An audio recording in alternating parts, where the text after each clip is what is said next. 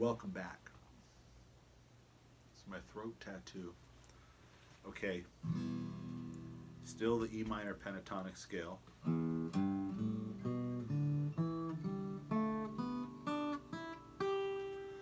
Sure you got the fingering down. Different ways to play, which would be your left hand, my right hand, the fretting hand. I'm playing backwards. Yeah. What I did pick, pick, pick, pick, pick, pick, pick, pick, pick, pick, pick, pick. There's a way to do it so you don't have to pick that much. Open and then hammer on. So basically you don't slam it, but you press your finger onto the fret with force. And it creates a second sound. So instead of picking, you go, right? So if you do that along the whole scale, you're going to play all the open strings, all the fretted notes, you're going to hammer on, okay? It's going to sound like that.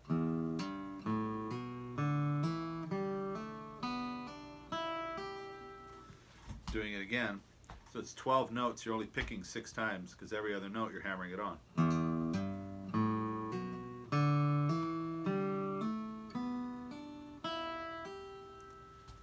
Cool? Faster. Just going straight down, boom, boom, boom, boom, boom, but you're getting 2 notes because you're hitting it. It's a hammer-on. That's typically what you do when you go up. You can do the same thing going down, you pull off. So instead of picking down,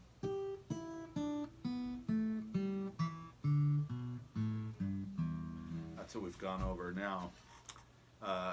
So you can do the same thing coming down. You can pick it, and every other note, you don't have to use this hand. So go like that, 3rd fret, and instead of picking, instead of that, you'd go, right? So what happened was this finger pulled down on the string, basically the same thing as this finger hitting it, but you do it up here. This finger is able to hit it because it's up here already. Same concept going down the scale, pull-offs.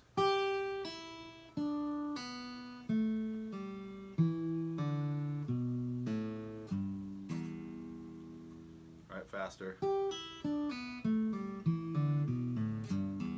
As opposed to,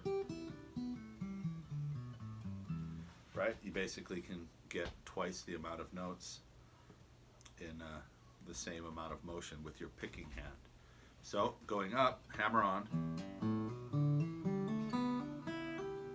coming down, pull off. Okay, going up and down. I was playing with my thumb so you could see. That's awkward. I don't really play like that very often. But if I hold my finger and play like I typically play, it would be going down, up and down. Okay? You can also do both of them together on the same string. So I'm going to end up playing.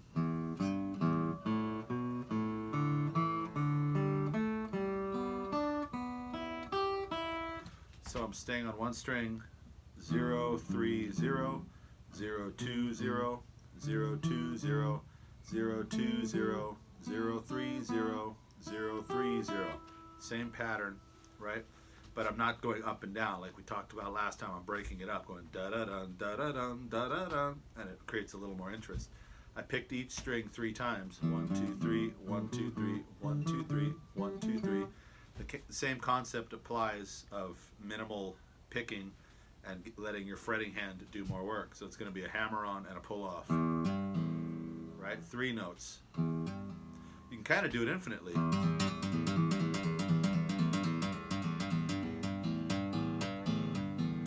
Because this hand is basically picking when it hammers on and pulls off. Anyway, you go up and down the scale that way. You're going to hammer on and pull off every string, doing those same notes in the scale. Sounds like this. Right, slower.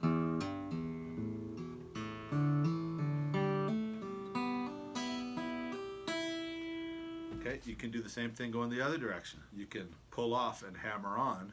So again, I'll pick it. It'll be 3 notes every time. Instead of doing this,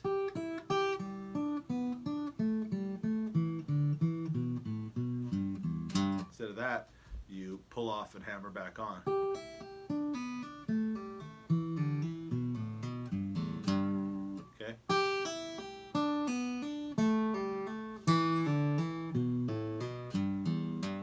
That's a little trickier because this finger's got to move on the same fret up and down. You kind of roll your finger. That's a little tricky, don't worry about it.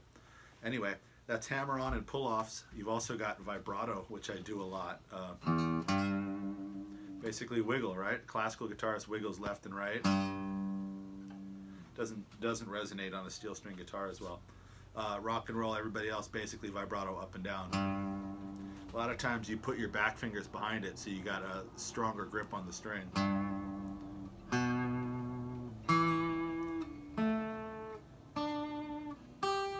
So now if I do the scale playing vibrato on all those notes, it sounds like that.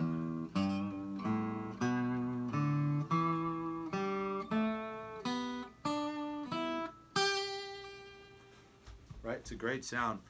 You can't do vibrato when it's open, right? That's why it goes flat, vibrato, flat, vibrato, flat, vibrato. Unless you press on here, you can.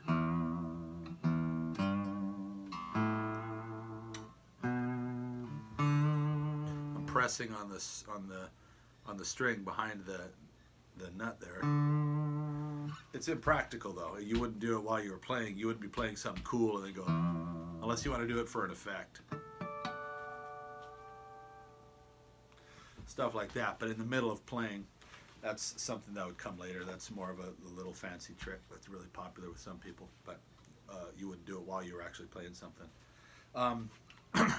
Another thing that we don't quite work on yet is sliding.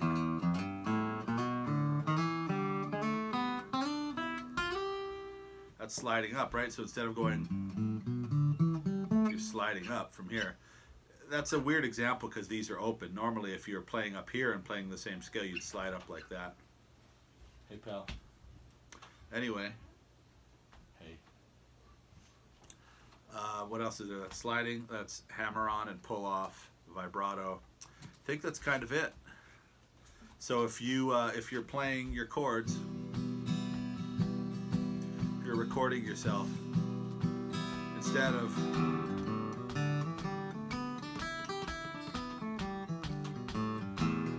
where we left off last time, this time you can do the same ideas, but you can go boo, boo.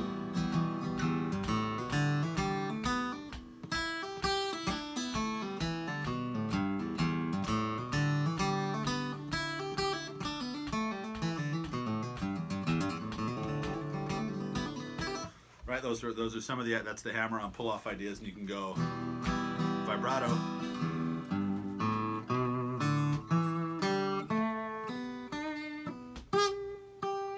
The vibrato is a cool thing to end a phrase on if you play. And then there's bending, the last thing we'll talk about, which is basically almost like vibrato, but you really, really pull on it and you get to the next note. If I press hard on this, it's really hard on an acoustic guitar. It's hard close to the nut. It gets easier up here. This is about the hardest place to do it, right about there. You play. So you're using your extra fingers so you have a little strength to pull on the string. That'll all kind of come later. 1 second, I'm almost done. That's about it. So you could play something based off of that scale. I'll add some hammer-on, pull-off-y, vibrato, bendy stuff that we talked about, okay? Basic. It goes out of tune, too, when you bend it.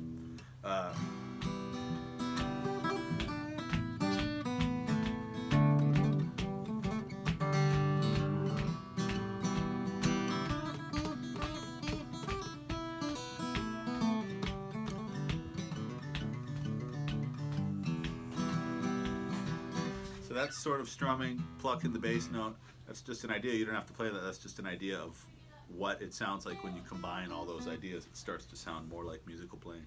Anyway, next time we'll add another chord. Once you add another chord, you're playing music. It's going to sound great. See you next time. Thanks.